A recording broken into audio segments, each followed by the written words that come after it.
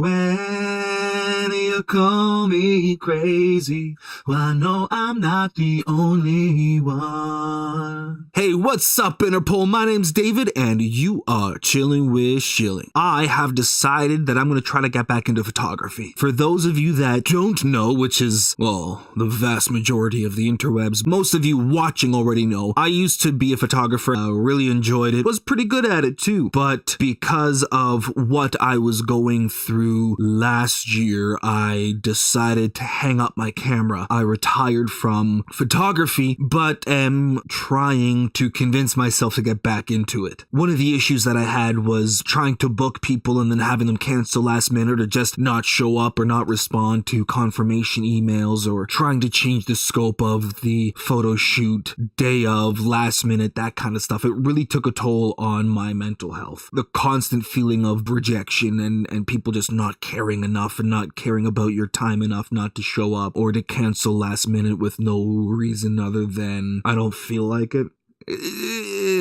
How do I put this? When you have depression or social anxiety or anxiety, certain things affect you a lot more than they should. So I got a simple cancellation, for example. If somebody gives me a legitimate reason, it bums me out and I accept why. When I don't feel like it, it really makes it feel like my time is worth nothing. And when you've spent your whole life feeling like your time is worth nothing, it really is one of those gut punches that I was talking about in one of my last videos. So it sucks. That being said, it makes me a bit of a hypocrite because lately I've been trying to get into contact with people to shoot and booking shoots, and then I've been the one canceling last minute, usually because my anxiety kind of spikes through the roof because I'm scared to start photography again. I don't know why I'm scared to start photography again, but there's this really crushing feeling right here that I'm just like, you know what? Well, be like right here for you guys. Yeah, we'll say it's here. And it just really just walls come flying up, and it makes it really hard to pull my camera out to shoot. But we'll get there. One of the main reasons why I want to shoot again is I was working on a body image campaign called I'm Perfect, which is a 3-tiered photo campaign where it's all about you just being you without hiding behind clothing. So it's like an underwear style shoot. It's all about being yourself and facing a personal insecurity that you have, a physical insecurity that you have, and embracing it as part of who you are. And I got a lot of really great reception on it and a lot of really great reviews on a lot of the photos and stuff that I've been doing. But again, because of this sucker, it's been on hold for the past year or so. And that's the main reason why I want to get back into photography, is to be able to pick up with my photo campaign again and push that as best as I can. So I didn't mention this in my last few videos, but it's back. Oh, yes. I didn't mention this in my last few videos, but a few weeks ago I had messaged somebody that I had once called a friend because they have been absent for the last few months. Not just that they've been absent, but I've tried to reach out to them multiple times. They've promised to reach out and to call or to message or anything of the sort, and nothing. So me practicing standing up for myself, I messaged. I'm still a bit of a wuss, and by wuss I mean my anxiety still prevents me from speaking my mind. So I write emails, I write messages. I try to be as emotionless as I can when I'm messaging people. That way there's no misconstruction as to what I say. However, I would much prefer to have these conversations in person. It is a stepping stone. I understand that messaging people isn't always the best, but I'm doing what I can. So I messaged this person and I pretty much told them off. I used some harsh language. I used some dark language. I was in a bad place myself at the time, so I used some depression talk. Yeah, that's not new for somebody in my position. If you have seen any of my videos, you've especially in the last 3.5 months, you've heard me use a lot of dark language depression talk. A lot of my friends, when I reach out to them and when I'm speaking with them, they have asked me if I'm okay because I use a lot of dark language and depression talk. This then warranted 3 phone calls, 2 to myself. First one I didn't answer, I just let ring out. The second one I hung up on. I don't do phone calls.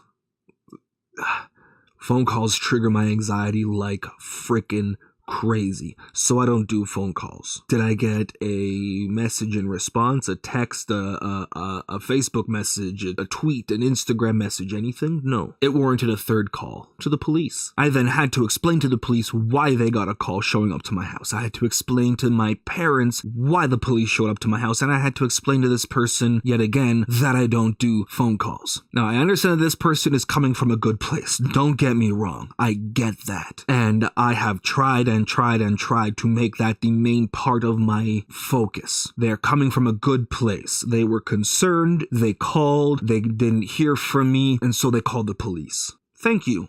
I mean that. Thank you for caring enough to call. And I did message this person and thank them. And I know I'm going to seem like the bad guy and overreacting. I get that. That's okay. When it comes to anxiety, when it comes to PTSD and depression and everything, I screened my phone calls because I don't like talking on the phone. It's just how I am now. On top of that now, I go into a bit of a panic mode, and now anytime I hear a knock at the door, I go into panic mode anytime I hear my dogs bark at the door. So I'm a little bit upset. And I think I'm allowed to be a little bit upset considering I can't sit in my own house anymore without being triggered at least 6 or 7 times a day. Friends know how I speak. Friends ask if you're okay. Friends check in. I use the same language all over my social media. And I use the same language to all the people who check in on a regular basis. So as mean as this is going to sound, if you don't care enough to check in after 3 months, please don't care enough to call the cops, because you do more harm than good. So I make things from time to time.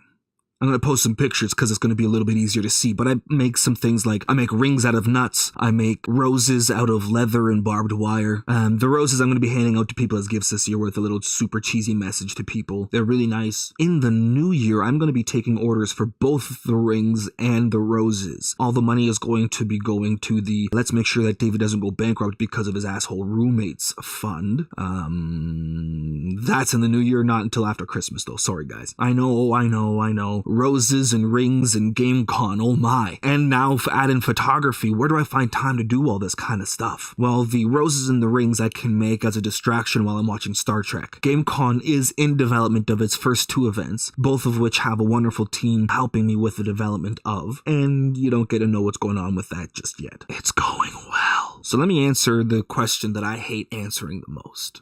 How am I? Well, I feel like a wizard. I'm fighting my fire demons, and all of a sudden they pull me down into a pit, and I'm free-falling into oblivion. And not only am I free-falling into oblivion, but I'm having to fight these demons off on my own, fighting into this darkness. And all of a sudden, I crash land and I hit rock bottom. Just as I land and all the wind's knocked out of me and I'm trying to gather my thoughts, my demons come back. I have to fight them off again. But I'm on my back and I'm winded and I don't have anything that I can use to help me. But I do. Or I thought. See, because just when I thought I hit rock bottom, 4 months ago I fell further. I fell so deep that my demons knew better than to follow me this low. Right now my demons are but a faint whisper, and I don't know how, I don't know why, but I stopped falling. And I'm climbing back out of this pit. Most of my friends have forgotten about me, and the ones who haven't look at me differently. Like I'm the guy in the party that's wearing all white. I am stronger than I was before, but who I used to be is nothing but a blur. Anyways, so how am I? I'm pretty shite, but I'm on the mend.